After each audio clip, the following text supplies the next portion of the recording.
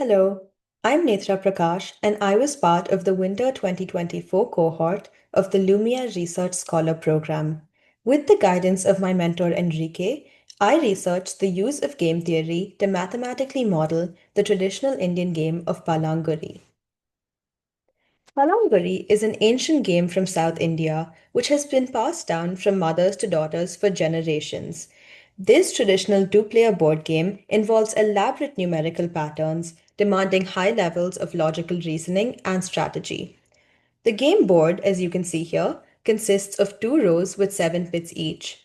Each of these pits is filled with the same number of shells except the middle pit in each row.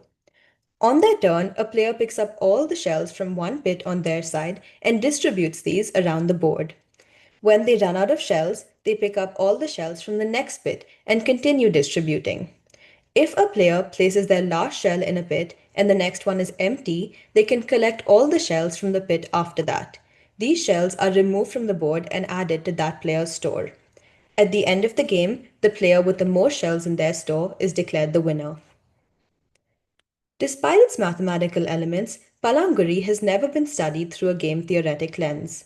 This gap in research reflects the broader trend of overlooking traditional games, especially those imparted orally, in academic discourse. My research paper attempts to address this gap. So, how can game theory be used to mathematically model Palanguri? My work began with a literature review of existing research on fundamentals of game theory, as well as the solutions of popular games which are similar to Palanguri. For example, I applied the methods used to solve NIM, a classic combinatorial game, to my own work. I also studied the African games of Mancala. To solve Palanguri, I relaxed the rules of the game to produce a much simpler version. I reduced the number of pits to just two and defined each game state in terms of the number of shells in each pit and the player whose turn it was to start the game. After defining induction base cases, I applied backward induction to various game positions, reducing them to the base cases to determine the winning player. In the next relaxed version, I included the rule which allows players to remove shells from the board. This time, when I analyzed various game positions, I found an interesting pattern. For all defined cases which did not result in an infinite loop, the winner was the starting player. Finally, I looked into common game strategies or heuristics to find out whether they had any mathematical backing. I found that Palanguri, when simplified, can be solved using the fundamental techniques of game theory. Relaxed versions of this game have well-defined winning and losing positions.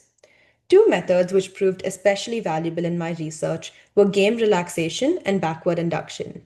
Game relaxation allowed me to work with the most basic factors which determine the winner: the number of shells in each pit and the player who starts the game. While backward induction was effective in solving relaxed versions of Palanguri, applying it to the full version is more difficult because of Palanguri's elaborate game tree with several possible sequences of play. This elaborate game tree is also the reason why the basic heuristics I tested failed to produce a winning strategy. Through my research, I aim to not only preserve Palanguri, but also foster appreciation for its mathematical complexity, opening up avenues for future research. Versions of Palanguri with more restrictions could be studied and possibly solved. Computational approaches should be used to simulate multiple strategies and eventually arrive at winning ones. Finally, I hope to encourage the study of other traditional games using modern mathematics. Thank you.